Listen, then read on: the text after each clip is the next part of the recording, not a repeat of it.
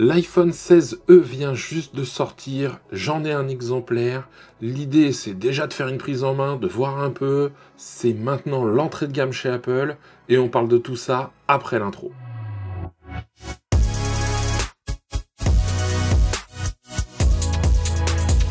Bonjour et bienvenue sur la chaîne et tests de Cyril. Ici on parle de tech, audio, photo, vidéo, d'Apple aussi. Et donc aujourd'hui on parle d'iPhone et d'iPhone 16e. La lumière est bleue, c'est l'iPhone. Vous commencez peut-être à être un peu habitué. Et si vous êtes nouveau sur la chaîne, je vous invite à aller regarder un petit peu ce que je propose. Et éventuellement vous abonner, ça fait toujours plaisir. Et de pouvoir aussi échanger en commentaire. Allez, maintenant on parle de l'iPhone 16e. Alors, il a fait parler de lui, ou il fait parler de lui, parce que c'est l'actualité, c'est le nouvel entrée de gamme chez Apple. Alors, entrée de gamme, le tarif, on va en parler. D'ailleurs, cette vidéo va être chapitrée, comme ça, vous pourrez voir les différents éléments. Je rappelle, je pense que je vais faire 2 vidéos dessus. Une vidéo prise en main, explication, pas mal de choses, premier retour, et une vidéo un peu plus poussée, test, comparaison, pour voir un petit peu, peut-être à qui il s'adresse, ou pas, on verra, ça peut-être dans la deuxième vidéo. Aujourd'hui, je veux qu'on parle de ce nouveau modèle, le 16e. D'ailleurs, si vous regardez bien, déjà le nom annonce un peu la couleur. On est dans la gamme des iPhone 16. Et oui, avant, il s'appelait SE, l'entrée de gamme. Il y a eu 3 générations. Celui-là marque quand même une rupture en termes de technologie. On va voir, je vais comparer. Et il faut se dire que tout suit, et le tarif aussi. Alors, on va déjà le déballer, je vais vous donner mon premier ressenti, je vais l'allumer, le mec configuré, commencer un petit peu à jouer avec, vous partagez les retours, on parlera tarif, on parlera même de stratégie pour Apple, et derrière, on conclura sur cette première vidéo sur l'iPhone 16e. Allez, c'est parti, on le déballe. Donc voilà la bestiole, comme on dit. Ok. Donc expérience de déballage, comme d'hab avec Apple, j'aime bien l'image sur l'iPhone. J'ai pris le modèle vraiment entrée de gamme, qui passe quand même à 128 Go.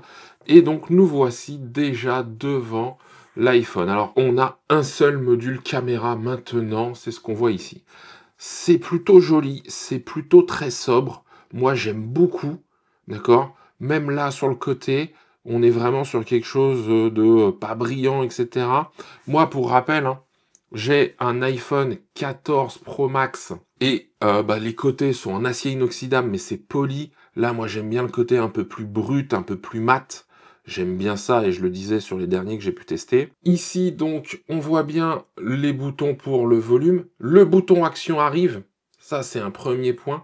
Moi, je l'ai pas. J'ai toujours, par exemple, sur mon 14 Pro Max, le petit bouton pour passer de sonnerie à vibreur. C'est tout. Toujours de ce côté-là, hop, un peu plus bas, nous avons l'emplacement pour la carte SIM. Et de ce côté-là, le bouton marche arrêt. En termes de taille aussi, c'est intéressant. Là, nous passons sur 6,1 pouces, alors que le SE 3e génération était à 4,7 pouces. Donc, on a quand même une diagonale qui est largement revue. Le côté là est en aluminium, j'ai oublié de le préciser. Franchement, d'un point de vue design, là on sent quand même par rapport au SE 3e génération qu'on vient de rentrer dans la gamme des iPhones un peu plus dans l'air du temps, et on va le voir en enlevant la suite. Dans la boîte, nous avons un câble tressé blanc USB-C vers USB-C, le petit bouton, le petit élément qui nous permet d'ouvrir la partie pour la carte SIM, et donc USB-C vers USB-C, parce que oui, ici, nous sommes passés en USB-C, alors que nous étions encore en Lightning sur l'iPhone SE. D'ailleurs, c'est une des raisons qui a poussé Apple aussi à retirer l'iPhone SE du catalogue, parce que les normes imposaient l'utilisation de l'USB-C. L'expérience de déballage ultime, bien évidemment. Et donc nous voilà avec l'iPhone. Vraiment, j'ai l'impression d'avoir en main un iPhone, alors comme ça, de face, un iPhone 16. C'est un iPhone 16 d'ailleurs, mais c'est la version, on va dire, entrée de gamme. J'ai pas grand chose quand même qui change. Le petit truc, c'est les couleurs. D'ailleurs, au niveau de la couleur, il est proposé qu'en 2 couleurs, noir ou blanc. Là où, par exemple, l'iPhone 16 est proposé en multiples coloris, il y en a 5. Là, on a un peu moins de choix, il faut l'avouer. Ça va être très classique. Mais moi, c'est pas pour me déplaire. Qu'est-ce qu'on constate par rapport à l'ancien? Voilà, là, vous allez le voir, là, vous avez ma lumière pour voir un petit peu mieux. J'ai plus rien, j'ai plus de bouton Touch ID, certains vont le regretter, mais quand même, Face ID, c'est l'avenir. Ici, vous n'allez pas le voir, mais moi je le vois un petit peu, il y a l'encoche. On est sur une encoche un peu à l'ancienne, hein. On n'est pas sur ce qu'on a maintenant sur les iPhone Pro ou même les derniers avec Dynamic Island. Allez, je l'allume. La configuration à partir d'un iPhone, là, ça se fait très rapidement, hein. Ça, c'est vraiment le gros avantage. Je le mets en fonction grâce à mon iCloud. J'en arrive aux caractéristiques techniques. Alors, au niveau des caractéristiques techniques, bah déjà, on va parler de l'écran, d'accord? L'écran 6,1 pouces en diagonale, écran Super Retina XDR. C'est intéressant, pourquoi? Parce que c'est un écran OLED, d'accord? Là aussi, on a une belle avancée, que ce soit en taille, en définition, en qualité d'écran, franchement, c'est très intéressant. Il va aussi pouvoir embarquer Apple Intelligence. Donc Apple Intelligence, je ne sais pas ce que ça va donner, mais c'est pareil, il n'y a pas beaucoup d'iPhone aujourd'hui qui vont permettre de le faire. iPhone 15 Pro, 16, 16 Pro et 16e. Point. Si vous avez un iPhone 15, si vous avez un 14, un 13, un SE 3e génération, vous n'aurez pas Apple Intelligence dessus. Donc c'est quand même ça, quelque chose qui a été ajouté pour montrer que bah oui, on est sur du 16E et plus forcément sur du SE. Ça, c'est important de le comprendre. La puce à l'intérieur. Alors la puce, pareil, ils n'ont pas trop lésiné dessus, je trouve. Ils auraient pu faire, et ça c'est des erreurs, je pense qu'ils ont faites dans le passé, ils auraient pu passer sur une version antérieure. Non, ils ont mis la 18 dedans. La 18 un peu différente que sur l'iPhone 16, c'est-à-dire qu'il y a un cœur GPU de moins. Mais sinon, même nombre de CPU, même Neural Engine. Donc, on est quand même pas très loin. Là où ça change vraiment, c'est quoi? C'est le module photo. Là, le module photo, nous n'avons pas l'ultra grand angle. Ça, c'est un point, moi, qui m'ennuie pour ce modèle-là. Mais c'est par rapport à mes usages. Je ne suis pas sûr que vous utilisiez l'ultra grand angle tout le temps, ce qui fait aussi perdre la macro en photo. Mais on a quand même là une évolution par rapport au SE. On est passé de 12 mégapixels à maintenant 48 mégapixels. Avec un 2 en 1, on va le voir. Et les photos super haute résolution en 24 et 48 mégapixels. Et enfin, pour terminer sur la partie photo, eh bien, on va pouvoir avoir un x1 et un x2. Alors qu'on n'avait que le x1 sur le SE classique. Donc c'est pour les personnes qui ont un SE une avancée significative. Si vous avez comme moi un 14 Pro, là moi je prends un 14 Pro, j'ai le 0,5 fois, le x1, le x2 et le x3. Pour moi, ça va pas me changer grand-chose à la vie. Alors encore une fois, ça dépend de vos usages, hein. C'est toujours la même chose, c'est ça qu'il faut regarder. Comme je le disais, là on ne le voit toujours pas, mais j'ai l'encoche en haut, et donc ce n'est pas Dynamic Island. Par contre, en termes d'autonomie, ça marche bien. Apple annonce plus d'autonomie que sur un iPhone 16, ou que sur le SE. Et sur le SE, la différence, pareil, c'est 11 heures d'autonomie. C'est-à-dire que de 15, on passe à 26 heures en lecture vidéo. C'est plutôt intéressant. Je l'ai dit, donc l'USB-C. Ce que je regrette, c'est qu'on reste quand même sur de l'USB 2. Des débits vraiment moyens. Et d'ailleurs, on a ça sur l'iPhone 16 et c'est vraiment dommage.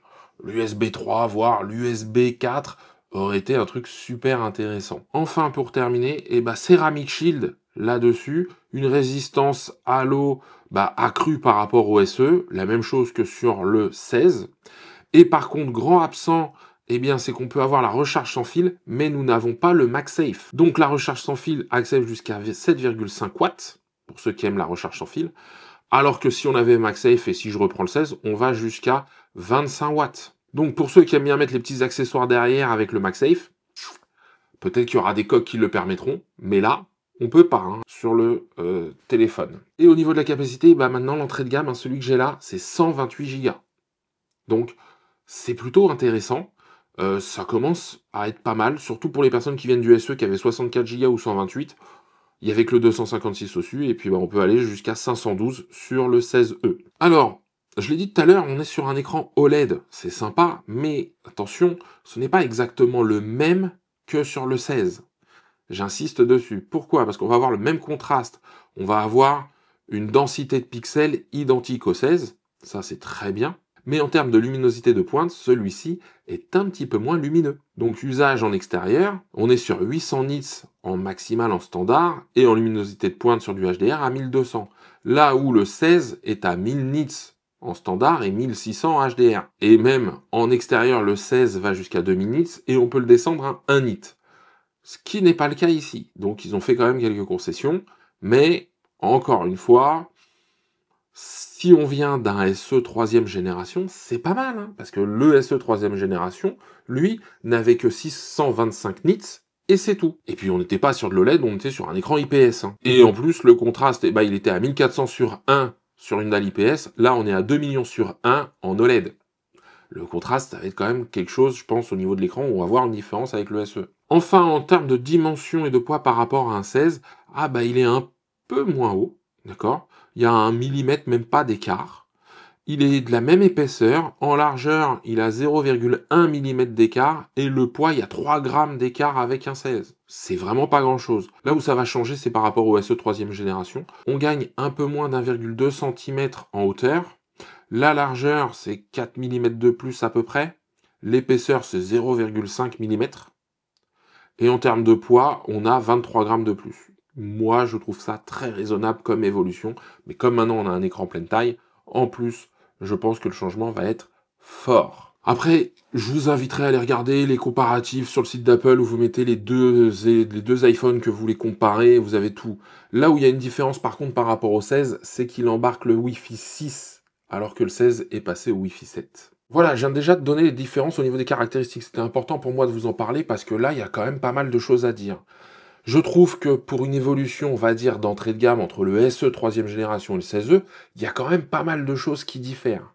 Ce qui fait aussi que le prix peut déjà se justifier à ce niveau-là. En termes d'évolution de prix, d'accord, pour les changements qu'il y a à l'intérieur, je trouve ça pas mal. Parfois, on accepte les mêmes hausses de prix de la part d'Apple, mais pour des changements mineurs entre deux téléphones, là, entre le SE 3e génération et le 16E, on a vraiment une belle différence, je trouve, que ce soit l'écran, l'autonomie, la caméra. Enfin, si on regarde bien, l'évolution, elle est complète, ou en tout cas assez complète. Maintenant, si on regarde par rapport aux autres de la gamme, bah oui, il est en dessous, mais ça reste l'entrée de gamme. Maintenant, est-ce que son prix est vraiment justifié? Bah ça, on va en parler un peu plus tard. Ce que je fais là, c'est que je le laisse terminer sa restauration, se mettre à jour, et puis après, on le reprend. Alors maintenant, on va faire quelques tests avec l'iPhone. Hein. Le premier, c'est une petite vidéo, face caméra. Voilà, bonjour, bienvenue sur la chaîne des tests de Cyril. C'est un test de l'iPhone 16e avec la caméra de la face avant. Vous entendez le son qui est capté avec l'iPhone. Comme ça, vous faites une idée. Voilà, vous venez de l'entendre. Moi, en tout cas, le retour là est déjà plutôt pas mal.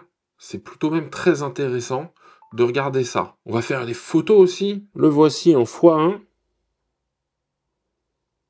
Et en x2. La mise au point se fait assez bien. C'est vrai que par contre, le mode macro, quand on se rapproche et que ça bascule automatiquement, ça y est pas. Ça peut manquer à certains, hein. Encore une fois, ça dépend de vos usages. Bon, après, la définition est pas mal, et encore là, j'ai fait des photos, normalement, qualité standard. Je vais écouter un peu de musique, je vais voir si les haut-parleurs sont toujours de la bonne qualité.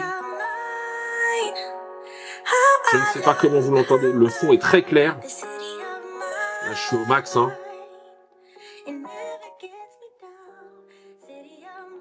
J'ai pas de basse pour l'instant. Mais après, ça va partir un peu, il y a un peu de boom.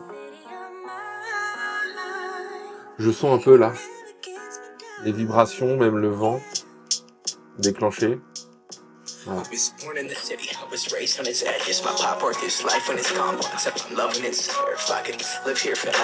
Bon, alors on n'écoute pas ça normalement à fond tout le temps, mais ça fonctionne correctement. J'ai le sentiment que j'ai un peu plus, mais moi j'ai un 14 Pro Max, alors comme il y a un peu plus de taille, est-ce que ça a pas plus de résonance, caisse de résonance, ce genre de choses? Je vais pousser un peu mes investigations, mes écoutes, je vous ferai un retour. Mais bon, la plupart du temps, on a des écouteurs, un casque. C'est pas là-dessus que moi je vais me référer. Par contre, pour un appel, un FaceTime et ce genre de choses, avoir des bons haut-parleurs, parce que parfois on va se parler comme ça et on n'a pas toujours les écouteurs, ça peut être sympa. Alors, je vais vous faire mon premier retour dessus, hein, parce que forcément, et c'est là où je le dis à chaque fois, et même demain, je pense que je le dirai sur un iPhone 17, c'est un iPhone. Avec tous les avantages et les inconvénients que ça a. Au niveau inconvénient, c'est quoi? C'est que j'ai pas l'impression d'avoir un nouveau téléphone. Je vais être très direct avec vous. Alors si, bien évidemment, quand on va creuser les détails, ce genre de choses, j'ai un nouveau téléphone. Moi là, il y a un bouton action que j'ai pas sur le mien, etc.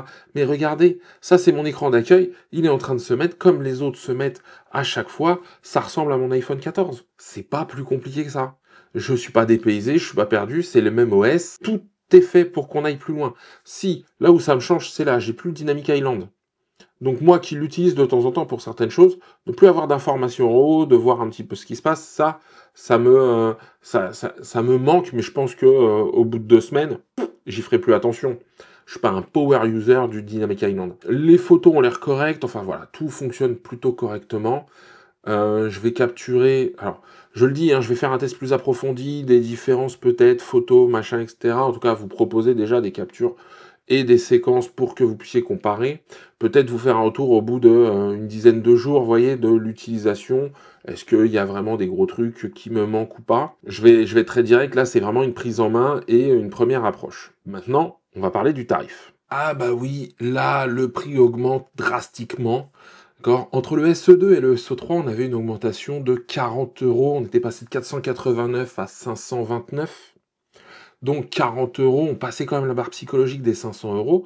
C'était pas simple. Là, on se prend 190 euros en plus.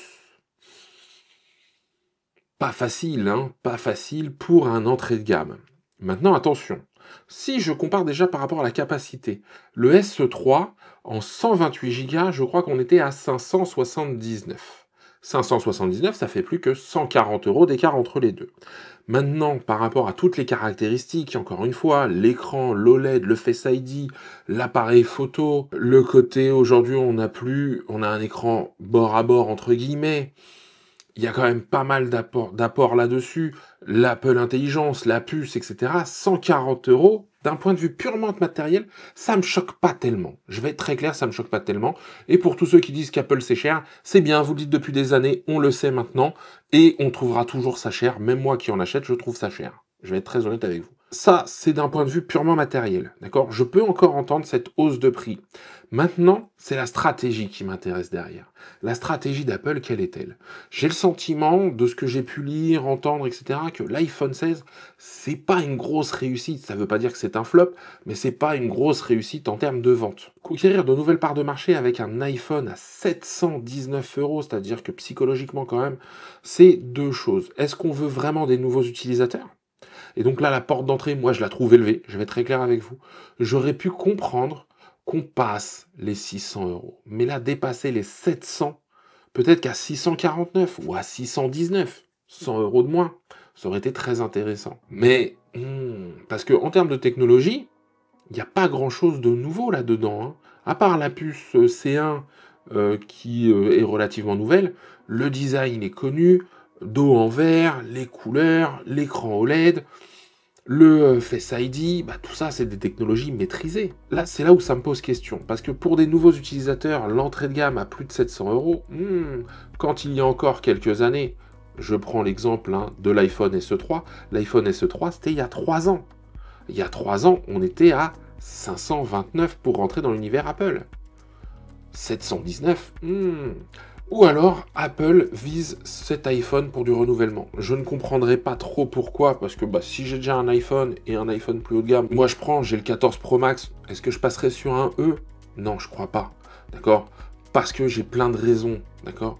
Le ProMotion, l'objectif ultra grand angle que je n'ai pas, sur les derniers c'est le x5, moi c'est x3, bon, le x3, je pourrais peut-être m'en passer, mais l'ultra grand angle et la macro, non, je pourrais pas m'en passer. Et donc, en stratégie de renouvellement, ça pourrait s'entendre. Par exemple, quelqu'un qui a un SE deuxième génération ou troisième génération, qui aime bien l'univers Apple, mais qui a goûté à l'écosystème, mais qui veut pas en sortir, mais qui veut pas aller mettre 800, 900, 1000 ou plus, d'accord, sur un nouvel iPhone, celui-ci peut être intéressant. Mais est-ce qu'on va pas en perdre en cours de route? C'est-à-dire ceux qui étaient prêts à mettre 500, 600 euros, se dire attends là, je passe encore un cap, la prochaine fois ça va m'emmener où? J'en sais rien. Vous voyez, d'un point de vue technologique, je l'entends, d'un point de vue public acheteur, me dire tiens, pour rentrer dans cet écosystème, alors qu'il y a des Android bien moins chers, ça pose la question. Je suis mitigé par rapport à ça, par rapport à cette stratégie. Est-ce que ça va conquérir vraiment de nouveaux? Est-ce que aussi, on pourrait se dire, ça conquiert des nouveaux, et peut-être que s'ils aiment bien, eh bien, ils pourraient aller sur de l'iPhone Pro directement, et donc mettre 300-400 euros de plus? Pourquoi pas? Ça pourrait s'entendre. Mais il faut déjà les faire arriver. Après, Apple se veut une marque premium, et donc les prix vont avec. Ils suivent une courbe parfois qui nous plaît pas, on va être très clair, mais il y a des choses qu'ils apportent aussi et c'est intéressant avec tout cet écosystème, etc., etc. Donc voilà, la vidéo arrive à sa fin. C'est la première que je fais sur l'iPhone 16e. Je vais en faire une seconde. Si vous avez des questions ou si vous voulez qu'il y ait des choses que je teste de façon plus approfondie, eh bien, mettez-le moi en commentaire. Dans la prochaine vidéo, je vais le tester au niveau photo, vidéo un peu plus poussé que ce que je viens de vous proposer là. Hein. C'est une prise en main, un premier échange, un premier aperçu, première impression. Dans l'autre, il y aura un peu l'autonomie, ce genre de choses, bien évidemment. Et donc, il ne me reste plus qu'à vous dire à très bientôt pour un nouveau test. Et d'ici là, prenez soin de vous.